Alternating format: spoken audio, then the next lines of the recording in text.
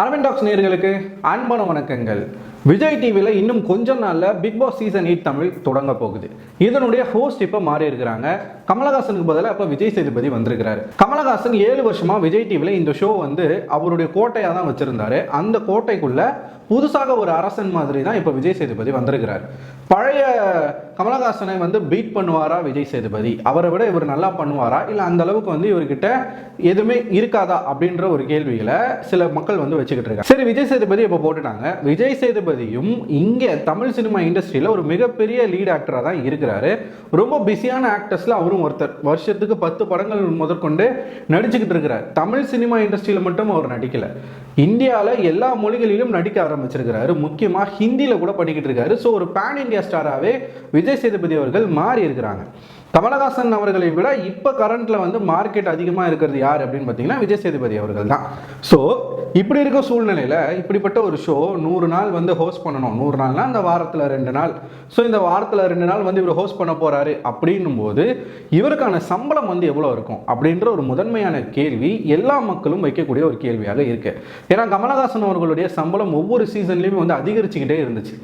கடைசியாக அவர் வாங்கின சம்பளம் 120 கோடியிலிருந்து 130 கோடி வரைக்கும் வாங்கியிருக்காரு. அதாவது ஒரு படத்துக்கு என்ன சம்பளம் வாங்குவாரோ அதை விட அதிகமாக இந்த பிக் பாஸ் நிகழ்ச்சியை ஹோஸ்ட் பண்ணுறதுக்காக கமலஹாசன் அவர்கள் வாங்கியிருக்காங்க அப்படின்ற ஒரு செய்தி போன வருஷமே வந்துச்சுங்க. இப்போ விஜய் சேதுபதி அதை வெயிட் பண்ணியிருக்காரா அப்படின்ற ஒரு கேள்வி. இதை நம்ம கடைசியில் பார்ப்போம். முதல்ல என்ன அப்டேட்லாம் வந்திருக்கு பிக் பாஸ் சீசன் 8 பற்றின அப்டேட் எல்லாமே என்னென்னலாம் கொடுத்துருக்காங்க அப்படின்னு பார்த்தீங்கன்னா, கண்டஸ்டன்ஸ் லிஸ்ட் அப்படின்னு சொல்லிட்டு மீண்டும் மீண்டும் புது புது ஆட்களை சொல்லிக்கிட்டு இருக்காங்க. இம்முறை பப்ளு அவர்கள் வரப்போகிறாங்க அப்படின்ற ஒரு விஷயம் சொல்லப்படுது. கார்த்திக், இந்த கார்த்திக் யார் அப்படின்னா பாடகி சுசித்ரா அவர்களுடைய முன்னாள் கணவர் கார்த்திக் உள்ள வரப்போறாரு அப்படின்ற ஒரு செய்தி வருது. மாகாப்பா ஆனந்த் ஏற்கனவே நான் சொன்ன மாதிரி தான்.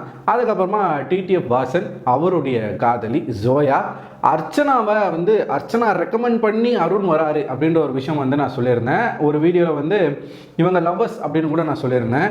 அர்ச்சனா அதை மறுத்து பேசியதாக ஒரு கமெண்ட் நான் படித்தேன். இந்த விஷயம் எனக்கு தெரியல. இப்போ அந்த கமெண்ட்டை படித்த பிறகு தான் இப்படி ஒரு விஷயம் அர்ச்சனா சொல்லியிருக்கிறாங்க அப்படிங்கிறது எனக்கு தெரியுது. ஸோ இனிமேல் அர்ச்சனாவுடைய பாய் ஃப்ரெண்ட் அருண் அப்படின்னு நம்ம சொல்லக்கூடாது. அர்ச்சனாவுடைய நண்பர் அருண் அவர்கள் உள்ள வராங்க. இப்படி ஏகப்பட்ட புதுமுகங்களுடைய பெயர்கள் அடிப்படுதுங்க. அதே மாதிரி விஜய் டிவிலே இருக்கக்கூடிய ஆர்டிஸ்ட் நிறைய பேருடைய பெயர்கள் லிஸ்ட்ல இருக்கு அப்படின்னு சொல்லிக்கிட்டு இருக்காங்க. அதோடு சேர்த்து இப்போ சோசியல் மீடியாவில் ட்ரெண்டிங் ஆகிட்டு இருக்கக்கூடிய ஆட்கள், அது பாசிட்டிவாக இருக்கட்டும் நெகட்டிவாக இருக்கட்டும், பாசிட்டிவாக இருக்கக்கூடிய ஆட்களை காட்டிலும் நெகட்டிவாக ட்ரெண்ட் ஆகக்கூடிய ஆட்களை உள்ளே போடலாம் அப்படின்ற ஒரு விஷயம் பார்க்கப்படுது. அதுக்கான காரணம் என்ன அப்படின்னு பார்த்தீங்கன்னா, இந்த ஷோனுடைய டிஆர்பி ஏற்றணும். ஏன்னா ஹோஸ்ட் மாறுறாங்க அப்படின்னும் போது நிறைய சேஞ்சஸ் இதில் கொண்டு வந்திருக்காங்க. அப்படின்னும் போது இந்த ஷோ ரொம்ப சுவாரஸ்யமாக கொண்டு போகணும் அப்படின்னா எல்லா விதமான ஆட்களையும் உள்ள கண்டிப்பாக போடணும் அப்படின்றதுல எண்டமாலும் டிஸ்னியும் விஜய் டிவியும் குறிக்கோளாக இருக்காங்க. அதனால் காமெடி பண்ணக்கூடிய ஆட்கள், கிரிஞ்சு பண்ணக்கூடிய ஆட்கள், சோஷியல் மீடியாவில் நெகட்டிவாக பேசப்படக்கூடிய ஆட்கள், இவங்க எல்லாருமே டார்கெட் பண்ணிக்கிட்டு இருக்காங்க. அப்படி பார்க்கும்பொழுது இப்போ ஃபேமஸ் ஆகிக்கிட்டு இருக்கக்கூடிய இந்த வைரல் டாக்டர் திவாகர் அப்படின்ற ஒருத்தரை உள்ளே போடலாம் அப்படின்ற மாதிரிலாம் சொல்லியிருக்கிறாங்களாம். ஸோ இப்படி நிறையா ஆட்களுடைய பெயர்கள் வந்துக்கிட்டு இருக்குங்க. கமலஹாசன் அவர்கள் இந்த நிகழ்ச்சி விட்டு வெளியேறினதுக்கான காரணம் ஒன்று, இருக்க கொஞ்ச நாளில் எவ்வளோ படம் நடிக்க முடியுமோ கமிட்டான படங்கள்லாம் நடித்து முடிக்கணும் ஒன்றா. இன்னொன்று அரசியல் வாழ்க்கை. ராஜ்யசபா சீட்டு திமுக கொடுத்துருக்கு. அதில் ஜெயிச்சு ராஜ்யசபா எம்பி ஆகணும் அப்படின்ற ஒரு ஆசையில் அவர் இருக்கிறார். ஸோ இருக்கக்கூடிய கொஞ்சம் காலகட்டத்தில் அரசியல் வாழ்க்கையில் நம்ம இருக்கணும் அப்படின்னு கமலஹாசன் அவர்கள் முடிவு பண்ணதுனால பிக் பாஸை கைவிட்டுட்டாங்க. சரி, இப்போ என்ன ஒரு படம் தான் நடிச்சுக்கிட்டு இருக்காரா அப்படின்னு பார்த்தா அதுதான் இல்லை. புதுசாக இன்னொரு செய்தியும் வந்திருக்குங்க. இன்னைக்கு எஜுகேஷன் சிஸ்டம் மார்க்கெட்டில் ரொம்பவே ஃபேமஸாக இருக்கக்கூடிய ஒரு விஷயம் என்ன அப்படின்னு பார்த்தீங்கன்னா ஏஐ, ஆர்டிஃபிஷியல் இன்டெலிஜென்ஸ் அப்படிங்கிறது இன்னைக்கு எல்லா இடங்களையும் பரவி இருக்கு. எல்லாத்துலேயுமே ஆர்டிஃபிஷியல் இன்டெலிஜென்ஸ் வந்துருச்சு. சாட் ஜிபிடி, இப்படி ஏகப்பட்ட விஷயங்கள் இருக்கு. ஸோ இதுக்கப்புறமா ஃபியூச்சரே இந்த ஏஐ பேஸ் பண்ணி தான் இருக்கும் அப்படின்ற விஷயங்களை சொல்றாங்க.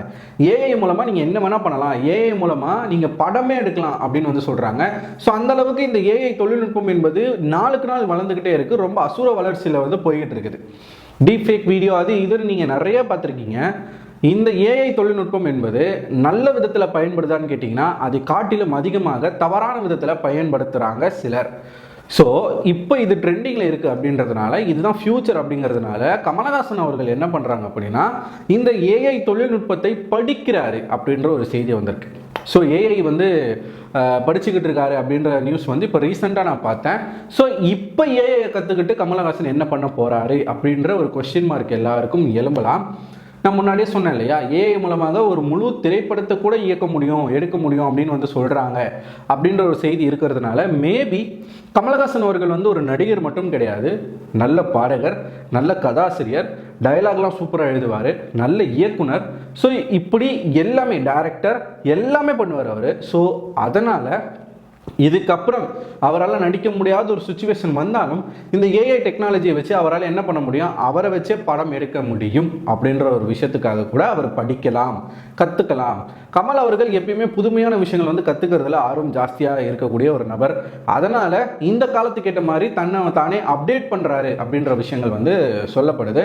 ஒரு பக்கம் அவர் வந்து படிப்பை நோக்கி, சினிமாவை நோக்கி, அரசியல் நோக்கி அப்படி ஒரு பயணத்தில் இருக்கிறாரா, இந்த பக்கம் என்னைக்குங்க பிக் பாஸ் வந்து தொடங்குவாங்க அப்படின்ற ஒரு கேள்வி எல்லார் மனசுலையும் ஓடிக்கிட்டு இருக்கு. அதுக்கான அன்அஃபிஷியல் டேட் வந்து சொல்லியிருக்கிறாங்க. எப்போ அப்படின்னு பார்த்தீங்கன்னா இந்த மாதம் 29 இருந்து அடுத்த மாதம் அக்டோபர் 6க்குள்ள அஃபிஷியல் டேட் அனௌன்ஸ் பண்ணிடுவாங்க.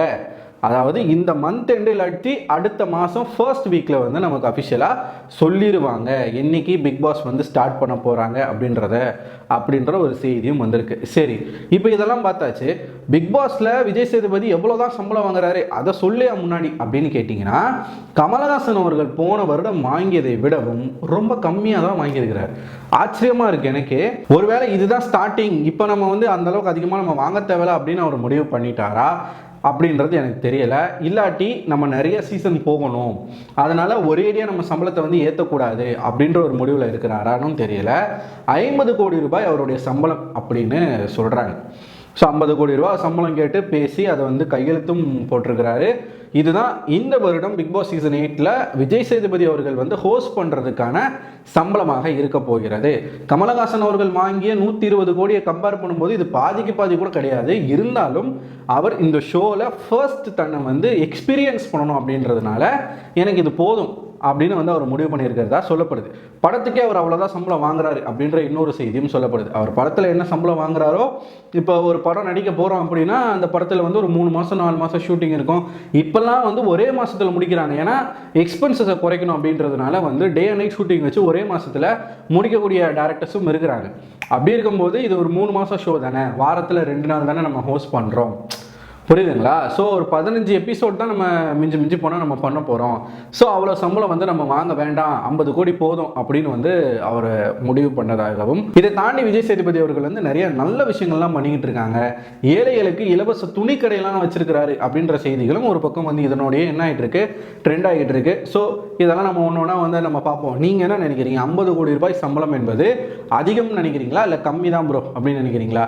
அது மட்டும் இல்லாமல் இந்த சீசன் 8ல் உங்களுடைய ஃபேவரட்டான கண்டஸ்டன்ஸ் அது யாராக வேணால் இருக்கலாம், யூடியூப் செலிபிரிட்டியாக இருக்கலாம், சினிமா செலிபிரிட்டியாக இருக்கலாம், யாராக வேணாலும் இருக்கலாம், அவங்க உள்ளே வந்தால் நல்லாயிருக்கும் அப்படின்னு நினச்சிங்கன்னா அவங்களோட பேர்களை கமெண்ட் பாக்ஸில் கமெண்ட் பண்ணுங்கள். ஸோ யாரை வந்து அதிகமாக மக்கள் சொல்கிறாங்க அப்படின்றத நம்ம பார்ப்போம். ஸோ இந்த வீடியோ பற்றி உங்களோட கருத்துக்களை கமெண்ட் பாக்ஸில் போஸ்ட் பண்ணிடுங்க. டெய்லியும் பிக் பாஸ் அப்டேட் பார்க்கணும் அப்படின்னா நம்ம சேனலை மறக்காமல் சப்ஸ்கிரைப் பண்ணிடுங்க. அடுத்த ஒரு பிபி அப்டேட்டில் உங்களை வந்து சந்திக்கிறேன். அதுவரை உங்களிடம் விடை பெறுவது நான் அரவிந்தன்.